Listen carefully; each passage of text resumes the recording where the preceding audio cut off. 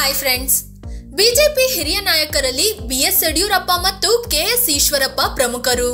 ಆದ್ರೀಗ ಪುತ್ರನಿಗೆ ticket ಕೊಡದೇ ಇರೋದಕ್ಕೆ ಈಶ್ವರಪ್ಪ ಸಿಟ್ಟಾಗಿದ್ದಾರೆ.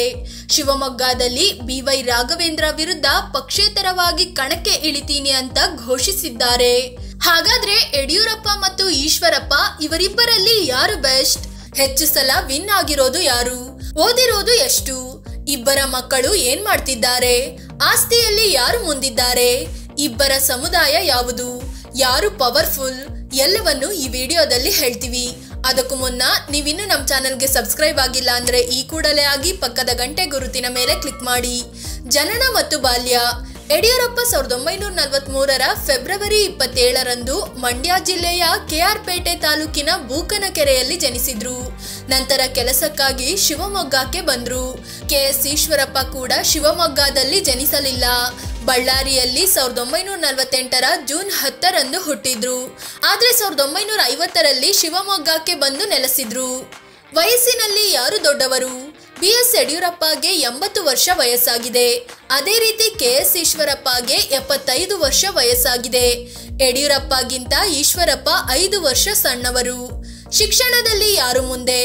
ಯಡಿಯೂರಪ್ಪ ಮಂಡ್ಯದ ಪಿಎಸ್ ಕಾಲೇಜಿನಲ್ಲಿ ಪಿಯುಸಿ ಮುಗಿಸಿ ಬೆಂಗಳೂರಿನಲ್ಲಿ ಡಿಗ್ರಿ ಪಡ್ಕೊಂಡ್ರು. ಅದೇ ರೀತಿ ಈಶ್ವರಪ್ಪ ನ್ಯಾಷನಲ್ ಕಾಮರ್ಸ್ ಕಾಲೇಜಿನಿಂದ ಪದವಿ ಪಡ್ಕೊಂಡ್ರು. ರಾಜಕೀಯಕ್ಕೂ ಮುನ್ನ ಏನ್ ಮಾಡ್ತಿದ್ರು? ಡಿಗ್ರಿ ಓದಿದ್ದ ಯಡಿಯೂರಪ್ಪ 1965ರಲ್ಲಿ ಸಮಾಜ ಕಲ್ಯಾಣ ಇಲಾಖೆಯಲ್ಲಿ ಕೆಲಸಕ್ಕೆ ಸೇರಿಕೊಂಡ್ರು. ನಂತರ ಕೆಲಸಕ್ಕೆ ರಾಜೀನಾಮೆ ಕೊಟ್ಟು ಸೀದಾ ಶಿವಮೊಗ್ಗದ ಶಿಕಾರಿಪುರಕ್ಕೆ ಹೋದ್ರು. ಅಲ್ಲಿ ವೀರಭದ್ರ ಶಾಸ್ತ್ರಿ ಎಂಬುವವರ ಅಕ್ಕಿ ಗಿರಣಿಯಲ್ಲಿ ಕೆಲಸಕ್ಕೆ ಸೇರಿದ್ರು. ಇನ್ನು ಈಶ್ವರಪ್ಪ ಕಾಲೇಜು ಕಂಪ್ಲೀಟ್ ಆದ್ಮೇಲೆ ತಮ್ಮದೇ ಬಿಸ್ನೆಸ್ ಒಂದನ್ನ ಶುರು ಮಾಡಿದ್ರು. ಪಕ್ಷದಲ್ಲಿ ಯಾರು ಸೀನಿಯರ್? ಬಿಎಸ್ವೈ ಕಾಲೇಜು ದಿನಗಳಲ್ಲೇ RSS ಸದಸ್ಯರಾಗಿದ್ರು. 1970ರಲ್ಲಿ RSSನ ಶಿಕಾರಿಪುರ ಘಟಕದ ಕಾರ್ಯವಾಹಕರಾಗಿ ನೇಮಕಗೊಳ್ಳುವ ಮೂಲಕ ಸಾರ್ವಜನಿಕ ಜೀವನಕ್ಕೆ ಕಾಲಿಟ್ರು. ಆಮೇಲೆ ಜನಸಂಘದ ಶಿಕಾರಿಪುರ ತಾಲೂಕು ಅಧ್ಯಕ್ಷರಾದ್ರು. ಅದೇ ರೀತಿ ಈಶ್ವರಪ್ಪ ಉದ್ಯಮದ ಜೊತೆಗೆ ಭಾರತೀಯ ಜನಸಂಘದಲ್ಲೂ ತಮ್ಮನ್ನ ತಾವು ತೊಡಗಿಸಿಕೊಂಡಿದ್ರು. ಯಡಿಯೂರಪ್ಪ ಈಶ್ವರಪ್ಪಗಿಂತ ಪಕ್ಷದಲ್ಲಿ ಕೆಲ ವರ್ಷ ಸೀನಿಯರ್ ಅಂತಲೇ ಹೇಳಬಹುದು. 1975ರಲ್ಲಿ ಇಂದಿರಾ ಗಾಂಧಿ ಪ್ರಧಾನಿಯಾಗಿದ್ದಾಗ ತುರ್ತು ಪರಿಸ್ಥಿತಿ ವಿರುದ್ಧ ಇಬ್ಬರೂ ಹೋರಾಡಿ ಜೈಲು ಸೇರಿದ್ದರು. ಹೆಚ್ಚು ಅನುಭವ ಯಾರಿಗೆ? 1972ರಲ್ಲಿ ಶಿಕಾರಿಪುರ ನಗರ ಪಾಲಿಕೆಗೆ ಚುನಾಯಿತರಾದ ಯಡಿಯೂರಪ್ಪ ನಂತರದಲ್ಲಿ ಬಿಜೆಪಿಯಲ್ಲಿ ವಿವಿಧ ಹುದ್ದೆಗಳನ್ನು ನಿಭಾಯಿಸಿದ್ರು. ಶಿಕಾರಿಪುರದಿಂದ 6 ಸಲ ಶಾಸಕರಾಗಿ ಆಯ್ಕೆಯಾಗಿದ್ದು 1 ಸಲ ಲೋಕಸಭೆಗೂ ಸ್ಪರ್ಧಿಸಿ ಗೆದ್ದಿದ್ದಾರೆ. ಜೊತೆಗೆ 4 ಸಲ ಸಿಎಂ ಆಗಿರೋ ಇವರು 1 ಸಲ DCM ಆಗಿ ವಿಪಕ್ಷ ನಾಯಕರಾಗಿಯೂ ಕೆಲಸ ಮಾಡಿದ್ದಾರೆ. ಅದೇ ರೀತಿ ಈಶ್ವರಪ್ಪ 1989ರಲ್ಲಿ ಮೊದಲ ಬಾರಿಗೆ ವಿಧಾನಸಭೆಗೆ ಪ್ರವೇಶಿಸಿದ್ರು. ಈವರೆಗೆ ಒಟ್ಟು 5 ಸಲ ಶಾಸಕರಾಗಿದ್ದು ಬಿಜೆಪಿ ಸರ್ಕಾರ ಬಂದಾಗೆಲ್ಲ ಸಚಿವರಾಗಿ ಕೆಲಸ ಮಾಡಿದ್ದಾರೆ. ಸಮುದಾಯ ಯಾವುದು?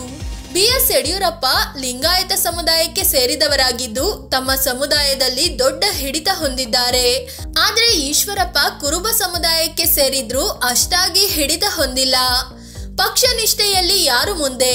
ಪಕ್ಷ ನಿಷ್ಠೆ ವಿಚಾರಕ್ಕೆ ಬಂದ್ರೆ ಬಿಎಸ್ ಯಡಿಯೂರಪ್ಪ ಮೊದಲಿನಿಂದ ಬಿಜೆಪಿಯನ್ನ ಕಟ್ಟಿ ಬೆಳೆಸಿದ್ರು. ಆದ್ರೆ 2011ರಲ್ಲಿ ಜೈಲಿಗೆ ಹೋಗಿ ಬಂದ್ಮೇಲೆ ಬಿಜೆಪಿ ಮೇಲೆ ಸಿಟ್ಟು ಮಾಡಿಕೊಂಡು ಹೊರಹೋಗಿ ಕೆಜೆಪಿ ಪಕ್ಷ ಕಟ್ಟಿದ್ರು. ನಂತರ ಅವರನ್ನ ಮೋದಿ ಮತ್ತು ಅಮಿತ್ ಶಾ ಪಕ್ಷಕ್ಕೆ ವಾಪಸ್ ಕರ್ಕೊಂಡು ಬಂದ್ರು. ಆದ್ರೆ ಈಶ್ವರಪ್ಪ ಮೊದಲಿನಿಂದಲೂ ಬಿಜೆಪಿಯಲ್ಲೇ ಗುರುತಿಸಿಕೊಂಡು ಬಂದಿದ್ದಾರೆ. ಪಕ್ಷ ಬದಲಿಸಿಲ್ಲ. ಹೆಚ್ಚು ಆಸ್ತಿ ಮಾಡಿದ್ದು ಯಾರು? 2018ರಲ್ಲಿ ತಾವು ಘೋಷಿಸಿಕೊಂಡ ಪ್ರಕಾರ ಯಡಿಯೂರಪ್ಪ ಬಳಿ 6,97,00,000 ರೂಪಾಯಿ ಮೌಲ್ಯದ ಆಸ್ತಿ ಇದೆ. ಅದೇ ರೀತಿ 5 ಲಕ್ಷದಷ್ಟು ಸಾಲ ಇತ್ತು. ಇನ್ನು ಈಶ್ವರಪ್ಪ ತಮ್ಮ ಬಳಿ 10,31,00,000 ರೂಪಾಯಿಯಷ್ಟು ಆಸ್ತಿ ಇದೆ. ಹಾಗೆ ಕೋಟಿ ರೂಪಾಯಿಯಷ್ಟು ಸಾಲ ಇದೆ ಅಂತ ಕೂಡ ಮಾಹಿತಿ ನೀಡಿದ್ದಾರೆ. ಹೆಂಡತಿ ಮತ್ತು ಮಕ್ಕಳು. ಬಿಎಸ್ ಯಡಿಯೂರಪ್ಪ ತಾವು ಕೆಲಸ ಮಾಡುತ್ತಿದ್ದ ಅಕ್ಕಿ ಗಿರಣಿ ಓನರ್ ಮಗಳು ಮೈತ್ರಾದೇವಿ ಅವರನ್ನ 1967ರಲ್ಲಿ ಮದುವೆ ಆದ್ರು. ಅವರಿಗೆ ವಿಜಯೇಂದ್ರ, ರಾಘವೇಂದ್ರ, ಅರುಣಾದೇವಿ, ಪದ್ಮಾವತಿ, ಉಮಾದೇವಿ ಎಂಬ 5 ಮಕ್ಕಳಾದ್ರು. ಈಶ್ವರಪ್ಪ ವಿಜಯಲಕ್ಷ್ಮಿ ಎಂಬುವವರನ್ನ ಮದುವೆ ಆಗಿದ್ದು ಕಾಂತೇಶ್ ಅನ್ನೋ ಒಬ್ಬ ಮಗ ಇದ್ದಾರೆ. ಈಶ್ವರಪ್ಪ ಮಗನಿಗೆ ಅನ್ಯಾಯವಾಯ್ತಾ? ಮಕ್ಕಳ ವಿಚಾರಕ್ಕೆ ಬಂದ್ರೆ ಯಡಿಯೂರಪ್ಪ ಗಂಡು ಮಕ್ಕಳಾದ ವಿಜಯೇಂದ್ರ, ರಾಘವೇಂದ್ರ ಇಬ್ಬರು ರಾಜಕೀಯದಲ್ಲಿ ಆಕ್ಟಿವ್ ಆಗಿದ್ದಾರೆ. BY ರಾಘವೇಂದ್ರ 2006ರಲ್ಲೇ ರಾಜಕೀಯಕ್ಕೆ ಬಂದಿದ್ದು ಸಂಸದ ಶಾಸಕ ಆದ ಅನುಭವ ಹೊಂದಿದ್ದಾರೆ. ಅದೇ ರೀತಿ ವಿಜಯೇಂದ್ರ 2018ರಿಂದ ರಾಜಕೀಯದಲ್ಲಿ ಆಕ್ಟಿವ್ ಆದ್ರು. ಈ ಸಲ ತಂದೆ ಯಡಿಯೂರಪ್ಪ ಕ್ಷೇತ್ರದಿಂದ ವಿನ್ ಆಗಿ ಶಾಸಕರಾಗಿದ್ದಾರೆ. ಸದ್ಯ ಬಿಜೆಪಿ ರಾಜ್ಯಾಧ್ಯಕ್ಷರು ಆಗಿದ್ದಾರೆ. ಅಂದ್ರೆ ಯಡಿಯೂರಪ್ಪ ತಮ್ಮ ಮಕ್ಕಳ ರಾಜಕೀಯ ಭವಿಷ್ಯ ರೂಪಿಸುವಲ್ಲಿ ಯಶಸ್ವಿಯಾಗಿದ್ದಾರೆ. ಆದ್ರೆ ಈಶ್ವರಪ್ಪ ಪುತ್ರ ಕಾಂತೇಶ್ ರಾಜಕೀಯದಲ್ಲಿ ಇನ್ನೂ ಸಕ್ಸಸ್ ಆಗಿಲ್ಲ. ಈ ಸಲ ಹಾವೇರಿ ಲೋಕಸಭಾ ಕ್ಷೇತ್ರದಿಂದ ಪುತ್ರನನ್ನು ಕಣಕ್ಕಿಳಿಸಬೇಕು ಅಂತ ಈಶ್ವರಪ್ಪ ಕನಸು ಕಂಡಿದ್ರು. ಆದ್ರೆ ಹಾವೇರಿಯಲ್ಲಿ ಬಸವರಾಜ ಬೊಮ್ಮಾಯಿಗೆ ಟಿಕೆಟ್ ನೀಡಲಾಗಿದೆ. ಇದರಿಂದ ಸಿಟ್ಟಾಗಿರೋ KS ಈಶ್ವರಪ್ಪ ನನ್ನ ಮಗನಿಗೆ ಟಿಕೆಟ್ ಸಿಗದೇ ಇರಲು ಯಡಿಯೂರಪ್ಪ ಮತ್ತು ವಿಜಯೇಂದ್ರರೇ ಕಾರಣ. ಪಕ್ಷ BSY ಕುಟುಂಬದ ಕಂಟ್ರೋಲ್ಗೆ ಒಳಪಡ್ತಿದೆ. ಹೀಗಾಗಿ ಇದನ್ನ ತಪ್ಪಿಸಲು ಹೈಕಮಾಂಡ್ಗೆ ಸಂದೇಶ ಮುಟ್ಟಿಸಲು ನಾನು ಶಿವಮೊಗ್ಗದಲ್ಲಿಯೇ ಪಕ್ಷೇತರವಾಗಿ ಸ್ಪರ್ಧಿಸ್ತೀನಿ ಅಂತ ಘೋಷಿಸಿದ್ದಾರೆ. ಶಿವಮೊಗ್ಗದಲ್ಲಿ ಏನಾಗಬಹುದು? ಶಿವಮೊಗ್ಗದಲ್ಲಿ ಬಿಜೆಪಿಯಿಂದ ಯಡಿಯೂರಪ್ಪ ಮಗ BY ರಾಘವೇಂದ್ರ ಕಣಕ್ಕೆ ಇಳಿದಿದ್ರೆ ಕಾಂಗ್ರೆಸ್ನಿಂದ ಗೀತಾ ಶಿವರಾಜ್ ಕುಮಾರ್ ಸ್ಪರ್ಧಿಸುತ್ತಿದ್ದಾರೆ.